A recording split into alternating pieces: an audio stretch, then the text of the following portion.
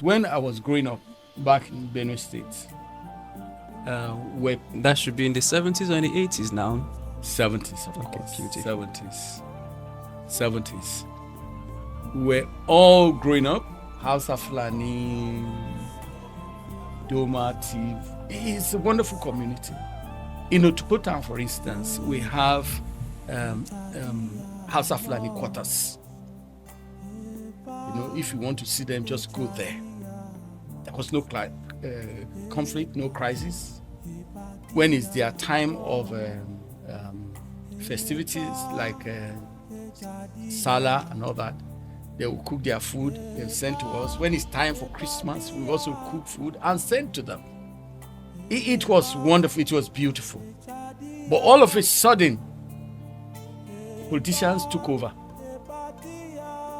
They started drumming division.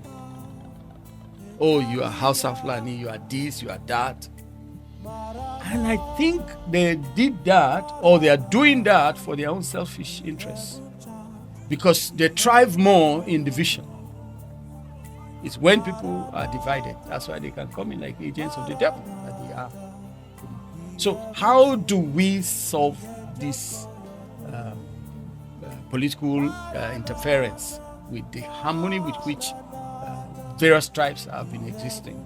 Anyone who wants to build must first sit down to count the cost. And when the Lord sent us into the Middlebelt, He would have us travel to some of these communities, visiting communities in Benue, in Plateau, in Nasarawa, in Kaduna, and just collecting primary research materials, talking to the people who were harmed. What are your experiences? What happened? What led to this? And we're doing that research for more than 11 months. We are traveling to hinterlands, bushes, and communities. We're also visiting IDP camps, trying to make sense of what is happening. But then after that, we have collected so much primary research data, which is the ones we collected ourselves. Wanted to see what was the experiences of the people before us. Did they meet these challenges? How did they solve it? And where you described as Otukpo today used to be part of a confederacy. You had your Sokoto Caliphate, but Benue was not part of it. All right, you had that Kororofa Confederacy years even before the arrival of the Brits, and those were kingdoms that were established on their own, cultures that were established on their own. But you saw that empire ultimately fell. So if you ask questions that led to the fall of that empire, it is something that you are describing today. We were living this peacefully with these people, and all of a sudden they turned on us. And so you ask yourself, how come you no longer have Obas in Kwara State, in Ilori? How come you have emirs? And if you begin to ask questions like that, the patterns become visible to the average person, that you begin to see that there is a pattern. So I will say this, there are a lot of good Hausas, good Fulanis, a lot of good Muslims, and they love genuinely with all their hearts. But human beings are fickle and easy to manipulate. I agree. And so in that, the love they have for you, I have always seen that in many of the instances, once you introduce that element of manipulation, there is something they place above that love they have for you. And once they place that above the love they have for you, you can eat with them today. But once they declare something on you, they will be the ones that will execute it. And therefore, we should count the cost and know that this is love. We will love them with the love of Christ. All right? But we should understand that the people we are dealing with can be manipulated. And so far they are prone to that manipulation, we have to take charge and begin to act in ways that protect our forests. Because in many of the instances, I've studied, like the people, if you had watched that interview that trended after the Christmas Eve massacre in Plateau, the person interviewed was saying right in front of the governor of Plateau State that the people that came to, that they know them. They call them, Ahmed, no be you be this. So what happens now is that they come into a community as Okada riders. So because the Okadas that they use to carry out the attacks, they don't import it. So you have your locals who stay on the ground, who know the forest and the bushes more than the locals, because they have been embedded there some 30-40 years. And then you have the militant wing that always visit. And when they visit, they mobilize the Okadas that are in that vicinity and the neighboring places. They mobilize them, so they drive them into those places. They attack, kill. The locals will stay, the mercenaries will go. And so you now see that part of what you have as the people you call your friends, your neighbors, all of these things can become tools in Southern Kaduna, I've forgotten the particular local government now. If I remember it, I'll tell you. In that particular attack, 41 people were killed. About 9 of them were Fulanis. The Fulanis that refused to be siding the terrorists. So them too, come again. the Fulanis that refused to side with the terrorists. So they were local herders. Okay. And when the terrorists came, say, take us around the community, they refused and they executed them right there and then.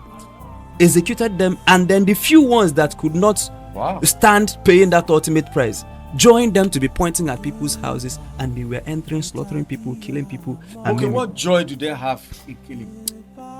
So I in my understanding, because the Lord has been helping us.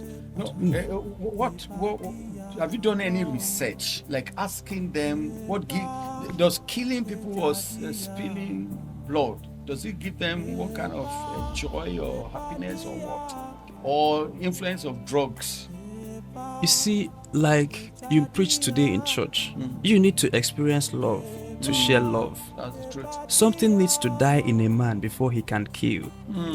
These people were raised in the most obscure of manners. Even them that are carrying out that killing are dead themselves. The people that do these killings can't even buy one cow themselves. They don't even eat. It's true. The people who control them live in posh mansions. Yes. And these are fodders. These are just your recruits that do the bidding of the commanders and the generals. All right. So I feel that these people have been in a place where life makes no sense to them. Where it feels Almajiris. Yes, they don't have father, no mother. Nothing. Nobody has shown them love. Nothing. Nobody. So it becomes easier. And then you also see that there is a drug component of this issue. There is drug component because there are some sins you cannot commit unaided. An energy needs to be supplied. Yes. So in some of the cases, I sense that they are demonic energy, but in other cases, they have to have drugs. That they have to be high on substances to be able to carry out the attacks. Because usually after, and then even after the attack, the post-trauma, because some of them get trauma. Yes. After, they will also use drugs to numb themselves, and the more they numb themselves, the more they become agents of. So I think that you have a problem in Nigeria, that the society has produced terrorists in the making. That these are just waiting for 10,000 naira, you become a terrorist. 100,000 naira, 20. Their will is easy to compromise. All right, because there is such a place where they can give into anything. And then when you now bring in the doctrinal, the religious, the brainwashing aspect of it to include in it, because they usually chant their religious chants before carrying out the operation. But where they cannot get even people from their religion, you know, some of those headers are animists. They don't worship they're animists. They don't worship any Allah, they don't worship anything. Yes. They don't know God. Yes. So some of them are even recruited to do this. So they are just like, there are people who have a framework, an agenda they want to pursue. If you go to Kwande local government, so because you're from Benue, if you go to Moon Council Ward in Kwande local government area, you ask yourself, the people who are living there now, how did they acquire land? The land you are staying in Lagos, if you wanted land in Lagos, you will buy it. Yes. If you want land in some places in the Middlebelt, you have to send in terrorists to go and drive out people. So when they say that people are in IDP camps, their villages are not empty. People live in the villages, and sometimes you ask yourself, who are those people living there? They are the wives and the daughters and the Fulanis. So it's a conquest of some sort. It's a conquest. Drive out communities, because if you attack a community 3, 4, 5 times, people begin to feel unsafe. They move to the neighboring community or to an IDP camp. And when we talk about IDP camp, it's not a proper camp. It's a primary school, a public primary school, where in some places you see 75 people struggling for floor where they will sleep. And then in the morning they have to vacate for school children to use that place. And they'll be hanging around. After school by 3 p.m., they'll come and be struggling. And Carton becomes a very expensive community in some of these places. The last time a prominent politician that I'll leave unnamed visited Plateau last year, he gave them several things, including bags of rice. And in Mango local government area of Plateau State, you have 4 IDP camps and 12 distribution centers. The particular IDP camp I visited late last year received 72 bags of rice for 7,000 people. All right. Now each household was getting 1 cup of rice, and they even have to bring soldiers to manage the distribution of 1 cup of rice. This is the humanitarian disaster that is going on in the Middle Belt. There is issue of organ harvesting. There is issue of human trafficking. There is issue of child molestation. I'll paint a picture of a girl in her 16, maybe 13, 14, 15, 16, whose father has been killed. Maybe a brother has been killed in one of those attacks. And the mother has now like 6 or 5 of them. And the mother is living in the IDP camp with 3. And then got these ones to embed them in some houses that can take them in. And the girl cries back to the IDP camp in the morning, "Mommy, they molested me in the night." The mother will drive her back to the same house where they are molested, because it is safer for her to be molested in. This is what is happening. Some people go to the IDP camps and say, "Oh, there is a job opportunity in Lagos." And because people are desperate, they follow them. These are organ harvesters. These are human traffickers. There is a ring. One of them had been caught in Benue last 4 weeks. But there are others that have not been caught. So this is just what is happening. And these are people who usually, you will not say that they are rich, but they can fend for themselves because they have access to their farmland. What they get out of that farmland can sustain them to the next planting season. But today, this kind of conflicts have reduced them to paupers, begging, that in some cases you have to bring in soldiers to separate brothers fighting over a cup of rice. That is the humanitarian. That's why I also invite the missionaries, the ministries to come and look and see what we can do to help. If it is building IDP camps, talking about educating the children, talking about providing healthcare, even if it is building hospitals, clinics of some sort, medical outreach, donation of clothes, materials, feeding, they are all there. But then the work our organization does is important, because the Lord by his mercies has asked us to point our fingers at them, and that he will do something if we keep our fingers pointed. And that's why we have been working so hard to get the federal government, because the humanitarian assistance we provide is like going around distributing band-aids to someone who had been bitten by a snake. But the snake is still around, traveling to other communities.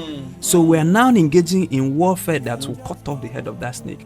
And finally on this, I want Nigerians to appreciate the ideological difference between the last occupant of Iso-Rock and the present occupant.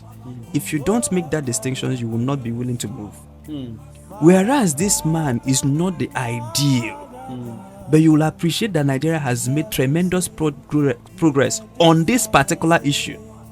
The last seemed to me to be a terrorist sympathizer. At least someone who protects people who this person is ambivalent. And many people don't understand when the whole Federal Republic of Nigeria is sympathetic to a particular cause.